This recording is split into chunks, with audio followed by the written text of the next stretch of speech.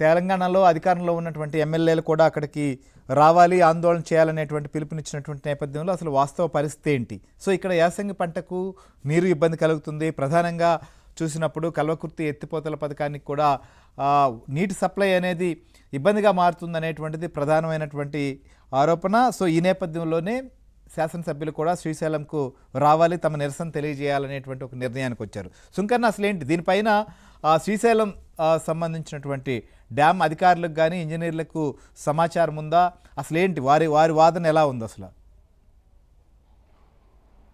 శ్రీహరి, తెలుగు రాష్ట్రాల జల సంజీవని శ్రీశైలం ప్రాజెక్టుకు ఈ ఏడాది ఊహించని విధంగా భారీ స్థాయిలో వరదలు రావడంతో సీజన్ ఆరంభమైనప్పటి నుంచి కూడా ఏదైతే గతేడాది కంటే ఈ ఏడాది ఇంకా శ్రీశైలానికి ముందుగానే వరదలు వచ్చినాయి. సో వరదలు వచ్చినప్పటి నుంచి కూడా నాన్ స్టాప్గా కుడి ఎడమ జల విద్యుత్ కేంద్రాల్లో కూడా విద్యుత్ ఉత్పాదన కొనసాగుతున్నటువంటి నేపథ్యంలో శ్రీశైలం ప్రాజెక్టులో నీళ్లు కూడా రోజు రోజు తగ్గుతున్నటువంటి పరిస్థితుల్లో శ్రీశైలం ప్రాజెక్టులో నీటి మట్టం 824 అడుగులకు చేరుకోవడంతో సో మొన్న రాత్రి లెఫ్ట్ పవర్ హౌస్లో, అంటే ఇది తెలంగాణ పరిధిలోకి ఉంటుంది, లెఫ్ట్ పవర్ హౌస్లో విద్యుత్ ఉత్పాదన నిలిపివేసినారని కూడా మనకు సమాచారం ఉంది.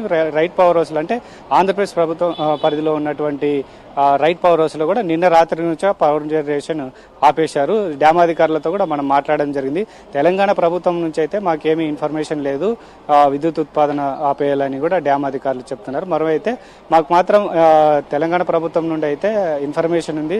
సో మాకు ఇచ్చినటువంటి ఏడాది టారిఫ్ ప్రకారం నిన్నటి రాత్రి వరకు ఈ యొక్క పవర్ జనరేషన్ కూడా కొనసాగించాము. నిన్న రాత్రే బంద్ చేయించాము.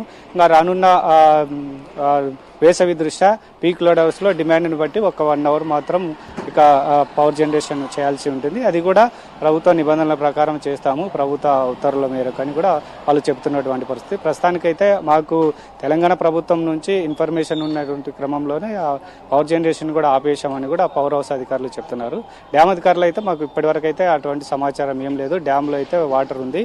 సో 800 అడుగుల వరకు కూడా పవర్ జనరేషన్ చేసుకోవచ్చు. ఆ తర్వాత 800 అడుగుల కంటే తక్కువ కిందికి వెళ్తే పవర్ జనరేషన్ చేసుకోవడానికి ఆస్కారం ఉంటుంది. కాబట్టి ఒకవేళ డిమాండ్ని బట్టి ఆ స్థాయి వరకు అయితే పవర్ జనరేషన్ చేసుకునేటువంటి అవకాశం ఉంటుంది అని కూడా డ్యామ్ అధికారులు చెప్తున్నారు. అయితే నిన్న రాత్రే రైట్ పవర్ హౌస్లో పవర్ జనరేషన్ ఆపేసిన విషయం అయితే మళ్ళీ దాన్ని బట్టి వీళ్ళు తెలంగాణ కాంగ్రెస్ ఎమ్మెల్యేలు మంత్రులు కూడా మరి శ్రీశైలం ప్రాజెక్టుకు వస్తారా, అక్కడ ధర్నా చేస్తారని దానిపైన కూడా ఉత్కంఠ నెలకొంది. ఎందుకంటే పవర్ జనరేషన్ నిన్న రాత్రి సహజంగా మళ్ళీ రేపు వాళ్ళు ధర్నా కార్యక్రమం కూడా మామూలుగా ఎన్ని అడుగుల వరకు నీరున్నప్పటి వరకు ఈ ఉత్పత్తి అనేది కొనసాగుతుంటుంది. నెంబర్ 1. సహజంగా వేసవి సమయంలో ప్రధానంగా ఒక్కొక్కసారి ఎందుకంటే ట్రిప్ అవ్వడం కావచ్చు, ప్రాబ్లమ్స్ తలెత్తినప్పుడు కూడా 1 అవర్ 2 అవర్స్ ఇట్లా ఉత్పత్తి అనేది చేస్తూ వస్తుంటారు సహజంగా. సో ఇటు రైట్ సైడ్ కావచ్చు, లెఫ్ట్ కావచ్చు. కానీ మామూలుగా అసలు ఏంటి, అసలు ప్రొసీజర్ ఏంటి, అసలు ఎలాంటి విధానాన్ని ఎలాంటి పద్ధతులను అక్కడ పాటిస్తూ వస్తుంటారు సహజంగా? యాక్చువల్ అయితే శ్రీశైలం ప్రాజెక్టు పూర్తి స్థాయి నీటి మట్టం 885 అడుగులు. 800 అడుగుల వరకు నీటి మట్టం ఉన్నంత వరకు కూడా అదే జల విద్యుత్ ఉత్పత్తిని కూడా చేసుకోవచ్చు. 800 కిందికి అయిన తర్వాత అయితే పవర్ జనరేషన్కు ఆస్కారం ఉండదు. ఎందుకంటే అక్కడి మాత్రమే పవర్ జనరేషన్ కూడా గతంలో కూడా చేసినారు. ఒకవేళ మరీ వర్షాభావ పరిస్థితుల వల్ల డ్యామ్కు వరదలు ఊహించిన దానికంటే తక్కువగా, ఎక్స్పెక్ట్ చేసిన దానికంటే తక్కువ వచ్చిందనుకో, ఒకవేళ వేసవిలో అయితే ఈ చలికాలం వర్షాకాలంలో అయితే ఆ పవర్ డిమాండ్ అయితే తక్కువగా ఉంటుంది. వేసవిలో అయితే డిమాండ్ ఎక్కువగా ఉంటుంది. కాబట్టి డ్యామ్లో నీళ్లు తక్కువగా ఉన్నప్పటికీ అయితే డే స్టోరేజ్కి వెళ్ళినప్పటికీ కూడా కొంత పీక్ లోడ్ అవర్స్లో 1 అవర్ మాత్రం నిబంధనల ప్రకారం చేయాల్సి ఉంటుంది. ఎందుకంటే ఒకవేళ జలరాశులకు కూడా ప్రాజెక్టులో ఉన్నటువంటి నీటి మట్టం తగ్గిపోతే ఇబ్బంది అవుతుందని కూడా వాటిని కూడా క్యాల్కులేషన్ చేసుకొని పవర్ జనరేషన్ అనేది ఒక నిబంధనల ప్రకారం చేస్తూ ఉంటారు. అయితే ఈసారి అయితే భారీగా వరదలు వచ్చాయి. సో వరదలు వచ్చినప్పటి నుంచి కూడా నాన్ స్టాప్గా పవర్ జనరేషన్ సాగుతుంది. అయితే కల్వకుర్తికి సంబంధించినటువంటి ప్రాజెక్టుకు నీటి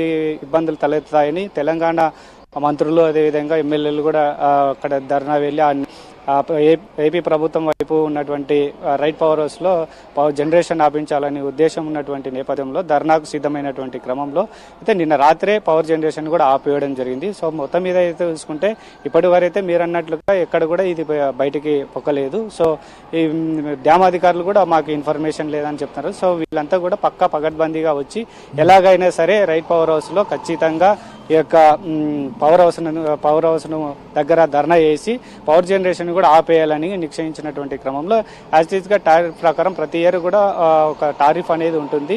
సో టార్గెట్ ప్రకారం కూడా లెఫ్ట్ పవర్ హౌస్ అయితే రైట్ పవర్ హౌస్ అనేది కూడా పవర్ జనరేషన్ సాగిస్తారు. సో డిమాండ్ని బట్టి వాళ్ళు గ్రిడ్లకు కూడా సప్లై చేస్తుంటుంటారు. సో ఈ విధంగా ఈ ప్రొసీజర్ ప్రకారం అంతా కూడా జరుగుతూ ఉంటుంది. సో డ్యాంలో నీటి మట్టం తగ్గడం వల్లనే ఇప్పుడు కల్వకుర్తికి నీళ్లు అందకపోవడం అనే ఒక ఆందోళన కాంగ్రెస్ ఎమ్మెల్యేలు మంత్రులు కూడా ఇక్కడ ధర్నాకు రావాలని ఉన్నారు.